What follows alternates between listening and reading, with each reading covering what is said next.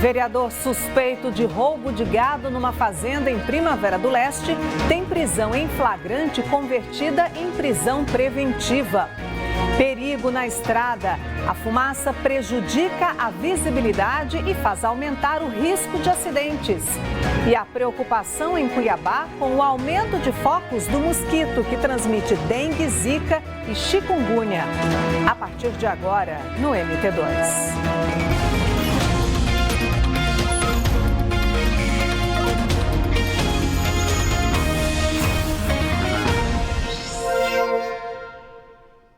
Olá, boa noite. Hoje foi o último dia para o Tribunal Regional Eleitoral de Mato Grosso julgar os registros de todas as candidaturas. Uma delas foi a de Neri Geller, que apesar de ter um mandato de deputado federal cassado pelo Tribunal Superior Eleitoral, vai poder manter a candidatura dele ao Senado. A decisão foi apertada. Por 4 votos a 3, o TRE permitiu que Neri Geller mantenha a candidatura ao Senado. Essa decisão foi baseada com o argumento de que o Ministério Público Eleitoral perdeu o prazo para pedir a impugnação da candidatura. Esse prazo venceu no dia 15 de agosto e o MP só entrou com uma denúncia de inegibilidade no dia 23, dia em que o TSE, em Brasília, cassou o mandato de Neri de deputado federal por conta de movimentações bancárias suspeitas nas eleições de 2018. Eu vou acompanhar essa divergência, como fez o doutor Lindotti, para simplesmente deferir e aguardando que o TSE dê a sua posição final. Neri realizou uma entrevista coletiva nesta segunda-feira para falar da decisão. Além de manter a candidatura, ele vai ter acesso ao fundo eleitoral. O candidato voltou a defender que as movimentações financeiras apontadas na decisão do TSE são legais, de atividades particulares declaradas, e que, além de manter a campanha, vai recorrer da cassação do mandato de deputado federal. Eu apresentei todas as notas fiscais, a minha declaração de imposto de renda, e eu fui inocentado por 5-2 aqui no Tribunal Eleitoral. Eu tenho certeza desses 7 ministros que estavam no pleno, eles não tiveram acesso à informação para ter uma decisão correta. Nesse caso, e é por isso que eu tenho o direito a recorrer. Nós vamos recorrer e vamos reverter. Nessa época de campanha política, o Tribunal Regional Eleitoral de Mato Grosso tem à disposição mecanismos para fiscalizar os candidatos em relação ao cumprimento da legislação. As eleições estão chegando, mas ainda tem gente que não decidiu em quem votar. Ainda não. O que está faltando para você escolher o candidato? Está faltando uma proposta melhor, que eu acredite. Por enquanto ainda não. Eu estou ainda investigando, qual seria o melhor candidato. E o que não falta é propaganda. As imagens dos candidatos estão por todos os lados, inclusive no celular. E a forma como essa publicidade é feita também deve ser avaliada pelo eleitor. Mas o que pode e o que não pode? Pode montar mesa de distribuição de santinho, esse material de campanha, sem problema nenhum, folhetos. Ele pode utilizar com relação a adesivo para veículos, sendo que para veículos poderá utilizar o adesivo em toda a extensão do para-brisa traseiro e nas laterais apenas até meio metro quadrado. Uma dúvida que vem surgindo muito interessante e com relação às residências. Residências, hoje a legislação eleitoral só autoriza o adesivo e até meio metro quadrado. Na internet também tem restrições. Sabe aquela mensagem que chega no celular e mesmo quando você comunica que não quer mais receber, ela continua chegando dia após dia? Pois é, o candidato que insistir pode ser penalizado. Também estão proibidas as propagandas pagas na internet. Contratação de pessoa física ou jurídica para publicação de propagandas em páginas e o uso do telemarketing e disparo em massa sem consentimento prévio. O candidato ou qualquer pessoa que for enviar qualquer tipo de propaganda para um cidadão comum, ele deve perguntar se ele quer continuar recebendo ou não. Caso ele diga que não, ele tem que excluir ele da relação deles de aplicativos que devem mandar esse tipo de propaganda para ele. E se continuar recebendo, pode comunicar à Justiça Eleitoral. O Tribunal Regional Eleitoral de Mato Grosso fiscaliza as ações de campanha com 2 sistemas de apuração. O primeiro deles para a checagem de notícias falsas, de ataque ao processo eleitoral. E o outro para a fiscalização de irregularidades de campanha, envolvendo candidatos, custos e compra de votos. As denúncias eleitorais podem ser feitas por meio do Pardal, um sistema que recebe o apontamento de infrações eleitorais e irregularidades da propaganda. Já no caso das fake news, as denúncias devem ser feitas pelo sistema de alerta de desinformação contra as eleições. Depois do intervalo, a falta de cuidado para eliminar os criadouros do mosquito Aedes aegypti faz com que os casos da doença aumentem na capital.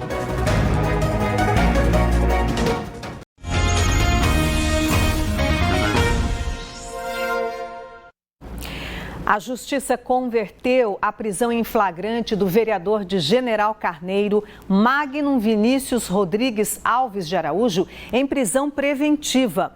Ele foi preso na madrugada de domingo com mais 3 homens suspeitos de tentarem roubar gado numa fazenda em Primavera do Leste. A gente vai agora falar ao vivo com a Camila Freitag, que traz outras informações. Qual que é a situação do vereador? Camila, boa noite. Oi.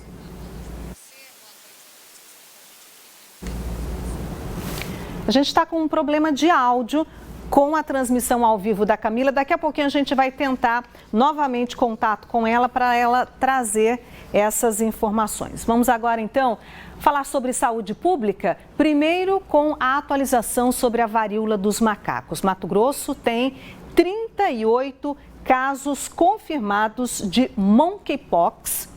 Os dados são da Secretaria Estadual de Saúde. 20 casos foram registrados em Cuiabá, 8 casos em Várzea Grande, Tangará da Serra teve 3 casos confirmados e Barra do Garças, 2. Campo Novo do Parecis também registrou 2 casos positivos de monkeypox. Rondonópolis, Nova Chavantina e Sorriso tiveram a notificação de 1 caso em cada cidade. Não há informação sobre nenhuma morte por varíola dos macacos aqui em Mato Grosso. E casos de dengue, zika e chikungunya aumentaram em Cuiabá neste ano. Notificações feitas até julho já superam todo o ano passado. A dona Lili cuida muito bem do jardim. Por aqui, o mosquito da dengue não tem vez. A gente preocupa, eu não gosto de deixar água parada em lugar nenhum, né? Toda vida nunca gostei de água no meu quintal.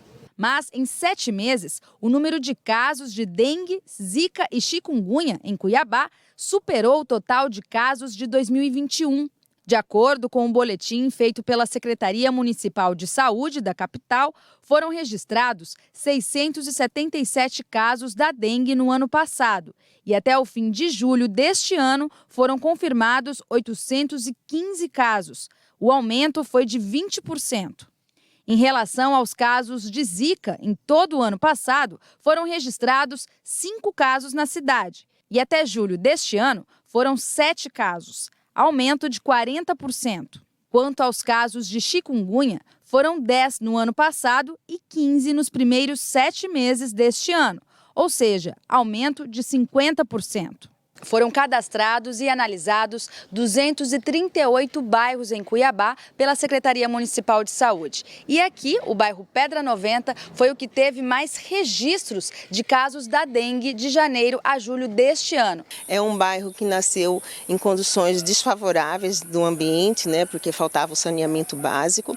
E a população tem uma grande dificuldade de levar em consideração todas as orientações a quais os nossos agentes de combate à endemia levam de informação e orientação das formas preventivas. A cada 45 dias, agentes da prefeitura percorrem os bairros da cidade para orientar a população sobre os riscos do mosquito Aedes aegypti, que é o transmissor dessas 3 doenças. A Maria Verônica é uma agente da prefeitura há 20 anos e cuida de aproximadamente 1.000 imóveis na região do Pedra 90. A gente pede licença para o morador, dá o seu bom dia, né, pede para conversar, para orientar sobre como que é o nosso trabalho no combate à dengue, a zika, chikungunya e outras endemias também. O cuidado deve ser constante para a prevenção dos criadouros do mosquito. A orientação é tirar 10 minutos da semana para ver se não tem água parada nas plantas. E também lavar bem a caixa d'água. Que se faça a eliminação daqueles reservatórios de fundo do quintal, que não se faça proveito nenhum, elimine o lixo, né, no fundo do quintal, desentupam as suas calhas, virem de boca para baixo a sua garrafa, né, e que se promova tudo isso ainda com a observação de, se apresentar sinais e sintomas, procure unidade de saúde para fazer a notificação daqueles casos. E agora a gente vai conferir a atualização sobre a pandemia em Mato Grosso. Os dados da Secretaria Estadual de Saúde apontam queda no número de casos e também de internações. Aqui na tela. De ontem para hoje foram confirmados 36 novos casos de Covid. Já são mais de 835 mil casos confirmados em Mato Grosso ao longo da pandemia. Pouco mais de 819.200 pessoas que tiveram Covid se recuperaram. Mais 2 mortes pela doença foram notificadas. As vítimas, uma mulher de 52 anos de Alta Floresta e um homem de 75 anos morador de Juína. Com isso, o total de óbitos por Covid em Mato Grosso subiu para 15.231. A taxa de ocupação de leitos de UTI para adultos no SUS está hoje em 31,46%. São 57 leitos disponíveis para atender pacientes de todo o estado. E a gente volta a falar sobre a situação do vereador da cidade de General Carneiro, que foi preso ontem, suspeito de roubo de gado numa fazenda em Primavera do Leste. Agora sim, Camila Freitag traz as informações para a gente. Qual que é a situação do vereador? Camila, boa noite. Boa noite, Luzimar. Boa noite a todos. Voltamos então a falar sobre o caso do vereador Magno de Araújo. Ele está internado no Hospital Regional de Rondonópolis sob escolta policial porque ele ficou ferido durante essa ação. Isso porque ele e os outros 3 suspeitos acabaram entrando em luta com os funcionários dessa fazenda. O vereador Magno Vinícius de Araújo tem 37 anos, é vereador na atual legislatura de General Carneiro e também ex-presidente do Legislativo Municipal, além de ser proprietário de supermercados. Ele foi então flagrado por funcionários de uma fazenda, junto com mais 3 homens tentando roubar gado nessa propriedade que fica em Primavera do Leste. De acordo com o gerente da fazenda, o vereador tentou fugir em uma caminhonete junto com os outros suspeitos, mas foi impedido pelos funcionários da fazenda. A polícia militar foi acionada, o vereador e os suspeitos foram conduzidos então para a delegacia. O vereador está internado no Hospital Regional de Rondonópolis e deve passar por uma cirurgia. Os outros 3 suspeitos foram ouvidos hoje pela Polícia Civil. Vamos ouvir o que disse o delegado da DERF de Primavera do Leste, Rodolfo Bandeira. Os outros 3 suspeitos que vieram conduzidos optaram por ficar em silêncio no interrogatório, não falaram a sua versão dos fatos. O inquérito será concluído e tramitado agora nos próximos 10 dias, onde vamos estar apurando eventual participação de outros suspeitos, até mesmo outros crimes por eles cometidos aqui na região. Nós procuramos a defesa do vereador Magno para entender o que eles têm a dizer, mas não conseguimos retorno até o momento e também procuramos pela Câmara de Vereadores de General Carneiro, mas também não obtivemos retorno até o momento. A gente segue, né, Luzimar, acompanhando esse caso. Eu volto com você. Muito obrigada, Camila. E reforçando a informação, né? A prisão em flagrante dos suspeitos, incluindo aí o vereador, foi convertida em prisão preventiva. Obrigada, Camila. Você vai ver a seguir o perigo da fumaça nas estradas e como evitar os acidentes por falta de visibilidade.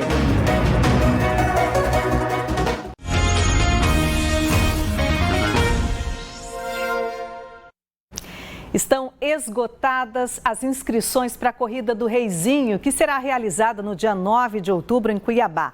As 1.000 vagas foram preenchidas num prazo de 3h30. Sérgio Borges, depois dessa primeira etapa, que são as inscrições pela internet, quais os próximos passos? Conta pra gente. Boa noite. Boa noite, Luzimar. Boa noite a todos. O próximo passo é fazer a validação presencial dessa inscrição que foi feita pela internet.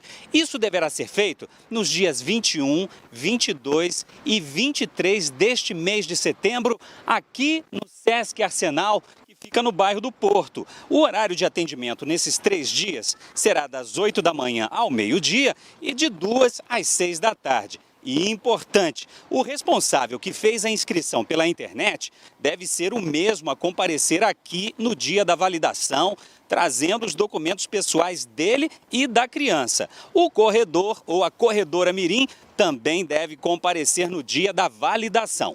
Depois dessa etapa, tem a entrega dos kits nos dias 4 e 5 de outubro, também aqui no Sesc Arsenal.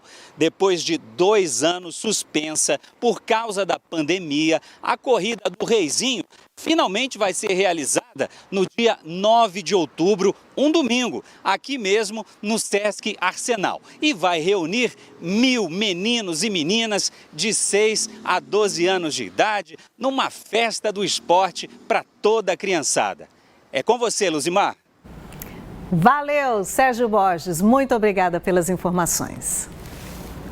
A TV Centro-América começou hoje no MT1 a rodada de entrevistas com os 4 candidatos ao governo do estado. A primeira entrevistada da rodada foi Márcia Pinheiro, do PV. Ela respondeu a perguntas do plano de governo e também a questionamentos de telespectadores que foram selecionados anteriormente e sorteados durante a entrevista. A ordem dos candidatos foi definida por sorteio, com a participação de representantes de todos os partidos. E amanhã, o entrevistado será o candidato à reeleição, Mauro Mendes, do União Brasil. As queimadas colocam em risco o meio ambiente, a nossa saúde, animais fogem desesperadamente do fogo e a fumaça prejudica também a visibilidade, fator que pode resultar em acidentes. Por isso, motoristas devem redobrar a atenção nas estradas. Quem pega a estrada tem se deparado com queimadas às margens das rodovias. O céu está encoberto por fumaça há dias, situação que prejudica a visibilidade e com isso aumenta o risco de acidentes. É complicado, né? Atrapalha bastante, é muito ruim. A visibilidade fica complicada, né? Eu diminuo um pouco a velocidade, dou uma olhada melhor, né? Ver se tá vindo o carro dos dois lados, ver o que tá acontecendo certinho, porque tá bem esfumaçado nos últimos dias, né? Para se proteger, a orientação é viajar sempre com os vidros fechados. Outro ponto de atenção é o ar-condicionado. A recomendação, nos trechos com muita fumaça, é acionar a alavanca de recirculação. Assim, o ar poluído externo não entra no carro. Que pode também causar inalação dos gases ali, do monóxido de carbono que está sendo emitido pela cortina de fumaça, né? Ela pode ter um sufocamento, né, vertigem, náuseas ali e atrapalhar na condução do veículo. Quem está acostumado a viajar garante que redobra os cuidados nessa época do ano. Procuro não passar acima de 90, porque aí tem maior visibilidade. Quando estiver bem ruim de enxergar, a gente procura fazer isso, aí andar um pouco mais devagar. A gente tem que tomar atenção, né, para não acontecer algum acidente e reduzir a velocidade. Percebendo a cortina de fumaça, fecha a janela do veículo, reduz a velocidade do veículo, mantendo os faróis acesos em luz baixa e mantendo uma distância segura do veículo da frente. Visualizando chamas nas proximidades da rodovia, se houver a possibilidade de parar em um local seguro, o faça e acione 193 informando sobre os focos de incêndio na região. E a polícia investiga um atropelamento que acabou em morte depois de uma discussão em Sorriso. No vídeo gravado pelo celular, é possível ver o momento em que Osmar Eduardo Martins, de 62 anos, é empurrado e atropelado por uma carreta na BR-163 em Sorriso. A vítima teria sido empurrada após um acidente de trânsito. Aconteceu uma colisão entre 3 veículos, uma colisão traseira, né? E na pista crescente dessa rodovia aconteceu um atropelamento. De acordo com a Polícia Rodoviária Federal, o suspeito se apresentou aos policiais nos minutos finais do atendimento à ocorrência. Ele precisou ser encaminhado para o hospital regional porque tinha alguns ferimentos. Ele contou que foi agredido pela vítima e também pelo filho após a colisão entre os veículos. O MT2 termina aqui. Você pode rever as reportagens no Globoplay e nos acompanhe nas nossas redes sociais. Para encerrar, imagens ao vivo da capital. Uma boa noite para você. Tchau, pessoal.